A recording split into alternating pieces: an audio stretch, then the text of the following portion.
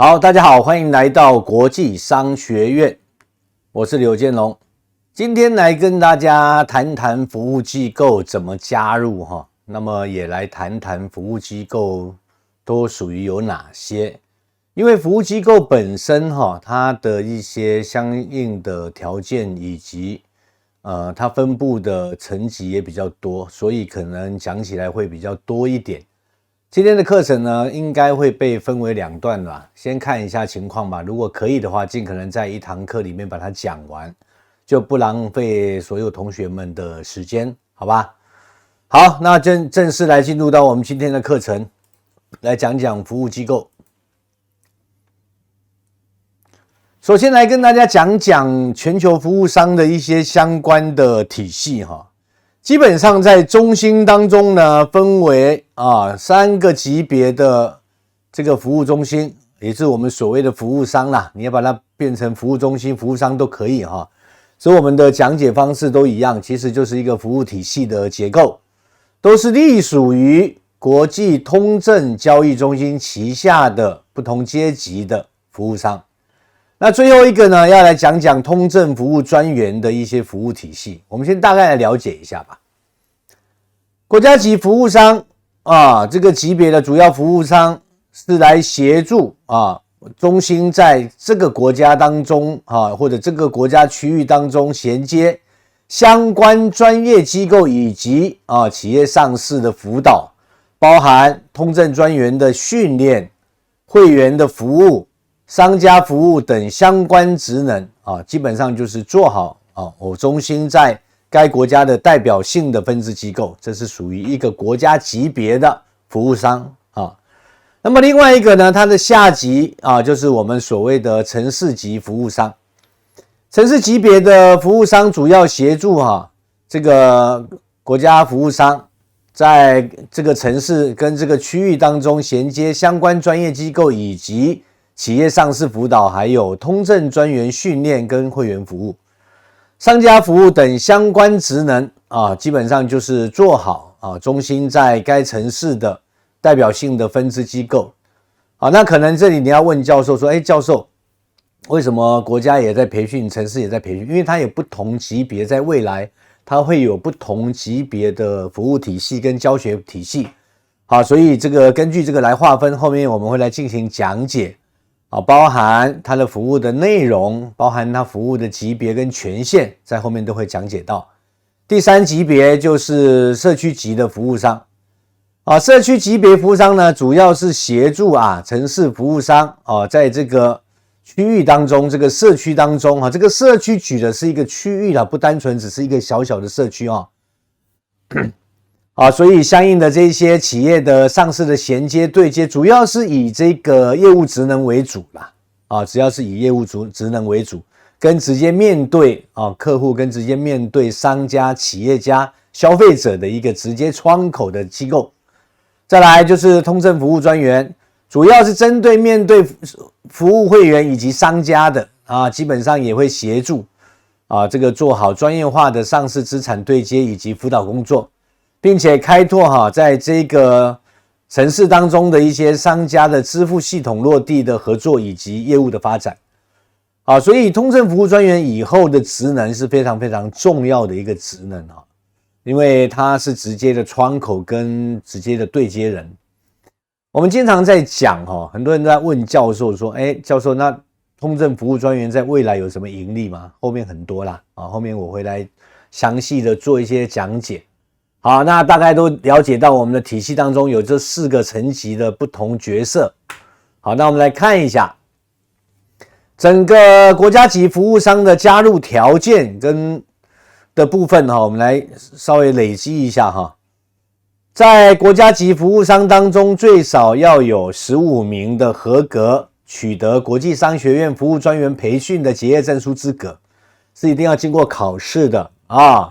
那么旗下的这个服务商就是有城市服务商跟社区服务商的总和人数也算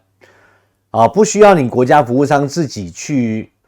成立或者自己去挂靠因为本身国家级服务商不需要挂靠这个所谓的通证专员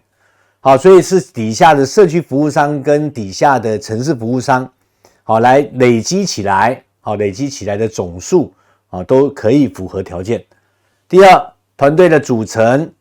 专业机构啊不低于2家，就是你不能有低于2家的律师事务所，不能低于2家的评估机构，不能低于2家的保险机构等等的，以这个6大机构为最主要的方式来进行计算的。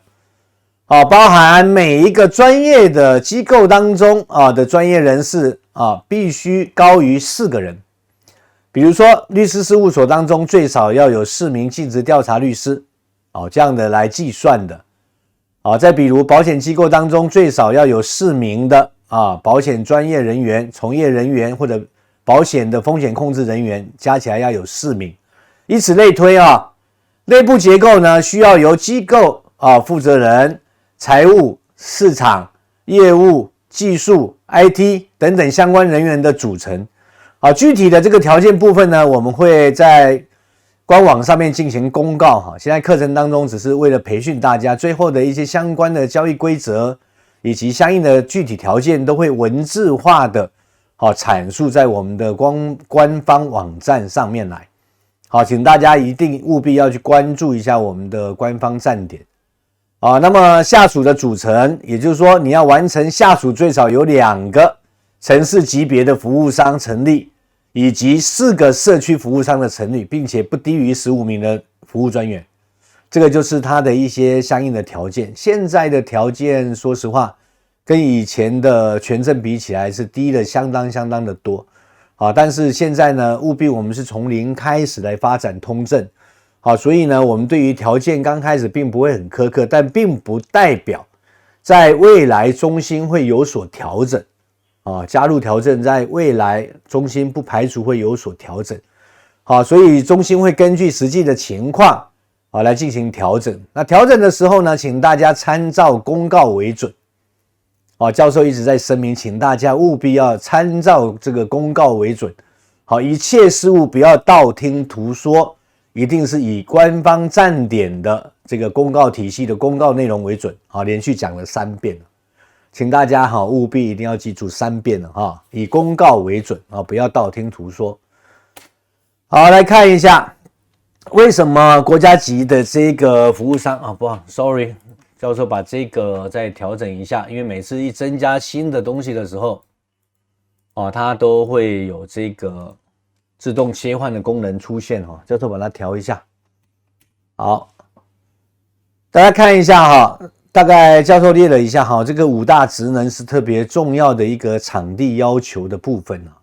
你必须最少要2个这个所谓的洽谈区然后要有一个会议室要有一个培训教室，因为你未来要做国际商学院的分院，所以你必须要有一个培训教室，包含整个通证展厅我们要展览展示所有的通证的电子化、数码化、数位化的一些事物，所以我们需要有一个展厅。再来就是你的办公区域啦就是你的办公区域，这个是相当重要的，好吧？好，那对于这个大家基本上已经了解了那我们再来看一下这个城市服务商的加入条件服务专员的部分呢，基本上要求累积下来不低于5名合格的这个拥有结业证书资格的这个部分那当然这其中包含你自己的城市服务商跟下属的社区服务商总和人数。团队的组成不低于1家各个机构都不低于1家的这个机构。专业人士不低于1个人，好吧？例如尽职调查机构要有1家，最少尽职调查人员，对不起不是1个人，是2个人一个调查机构就必须要2个调查专员最少的那保险机构有1家，那保险从业人员就必须有2个人，以此类推这个课件有点失误可能最近太忙了我就不来调整了，我大概就跟你声明一下，就是1家机构2个人，1家机构2个人，请你务必记住，好吧？再来场地的要求，场地不低于100平方米办公区以及独立的洽谈区，还有最少2处的这个洽谈区跟1处的这个会议室。这个会议室可以跟教室放在同一个位置，因为你的培养人数不多嘛城市基本上我们要求可以容纳20个人就可以了。所以你的会议室如果可以容纳20个人来上课的，我们也接受啊，我们也接受。那下属组成部分呢，是不低于2个社区服务商的成立啊，不低于5名的服务专员。还是一样哈，再强调一下，现在的加入条件虽然很低，但是呢，中心在未来会根据实际情况来进行调整，可能会抬高相应的条件，也会根据实际情况来进行调整。那调整的时候呢，请大家务必参照公告为准，务必参照公告为准。务必参照公告为准，一样重要的事情讲3遍，好不好？好，来看一下这个组成哈，你会发现少掉一个展厅了，因为程式基本上不需要展厅了，因为一般未来这个程式部分也会定期的每个月或每个季度都会安排我们的客户跟我们的专员，还有我们的服务商、专业机构去参观我们的总部，也就是国家总部。会到国家的这个服务中心去参展，去观摩去学习，去交流，也就是我们讲的沙滩状况吧所以你只要配备有下谈区、会议室培训教室跟会议室可以在一起我刚刚已经讲过了就最少要20个人的容纳的位置，再来就是属于你自己的这个办公区域这一点相当的重要，好吧？来看一下社区的组成部分社区组成部分比较简单，每一个社区的组成，你最少要有3名合格的要有3名合格的这个通政服务专员。团队的组成呢，就是你内部结构了，你没有对外的结构你只有内部的结构。内部结构就是负责人、财务、市场还有会懂得拍照以及上传的。也不一定是 IT 人员你市场一般这种就是市场人员就可以重编了吧，就可以把它2个岗位就可以1个人来做掉了刚开始的话，如果业务量不大的话，那么下属的组成完成下属最少2名的服务专员，就是一个社区里面最少要有2个服务专员最少要有2个服务专员来为所有的企业跟所有的商家还有我们的消费者会员来进行服务的。好，因为社区本身是没有这个专业结构的职能，所以专业机构的部分基本上如果社区接到了相应的这个申请或者是咨询，你们都可以直接推送给这个程式服务商来负责就可以了那当然这其中会涉及到一些利润跟分比的部分因为你们的社区的跟这个专员部分都是挂靠在城市级别的，所以就由城市级别来统一给你们发放佣金，好吧？那场地的要求呢？其实场地并不要求因为到后面我们只会要求你有一个对外的窗口跟柜台或者工位就可以了。因为社区以后最主要可能就会变成一个服务站点一样的，好让消费者可以有问题咨询。好，让一些商家有一些问题咨询或者递交材料的地方可以大家聊聊谈谈，并且承办业务的一个窗口就可以了。所以我们对于这个场地的要求并不是特别的严格，但是不排除在后续的商家以及支付系统的这个上线以后我们可能会增加要求条件，可能会要求就要有店铺或者是门面了。这个后续有增加的时候一样有调整的话，大家还是一样参照公告为准一样参照公告为准，一样参照公告为准重要事情讲3遍，好不好？好，来看一下所有服务机构，你的申请流程基本上是一样的，就是将你的一些材料然后准备好，然后通过我们的官方站点，这个官方站点已经讲了无数遍了然后大家可以进入到这个官方站点以后然后点击在线办事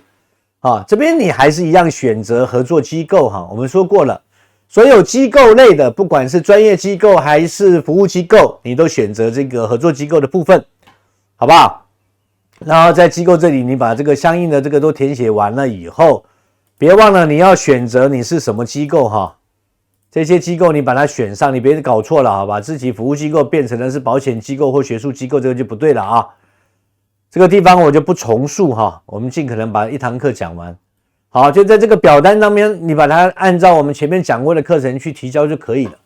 提交完毕以后呢，会对你的申请者的这个背景进行审查。那这里呢，专员就选择专员的申请啊，然后这个服务机构就填写这个机构的合作申请就可以了。好，那基本上对你的这个背景调查也是3个工作日啊，就会进行公示，好吧？好，那这个部分呢，就是我们服务机构的一个相应的部分，好，就讲到这里啊。那下一堂课我们来讲收费标准，大家比较关心的收费标准。好，所以在讲收费标准之前呢，大家务必一定要先熟悉啊，你到底是什么层级的，你是什么级别的，你要做什么的。好，你的未来方向是打算往哪里去这个发展的。好，那曾经也有同学私底下问教授说，教授啊，那我刚开始只是一个专员，那我有没有可能成为国家啊？有啊，只要你达到标准呢，你就可以去申请社区，社区达到标准呢，就可以申请城市。或者是你有一个 team， 你一下子上来就要申请城市或国家也可以，只要你符合条件，了经审查没有问题了，只要你符合条件了，你就可以申请，好不好？但是呢，因为我们的服务机构啊是根据这个圈地制的什么叫圈地制？就是当这个城市已经有人正在服务了，你是不可以申请的。当这个城市或这个社区已经有人在服务了，你是不可以申请的，明白吗？当这个社区结构不够完整的时候是没有城市的，甚至不要谈国家了，一切都会由这个中心这边来代理，也会委托当地国家的第三方的服务机构来帮我们代管，好吧？好，所以关于整个服务机构以及通政专员的申报，我们就讲解到这里了，我们下一堂课再见，拜拜。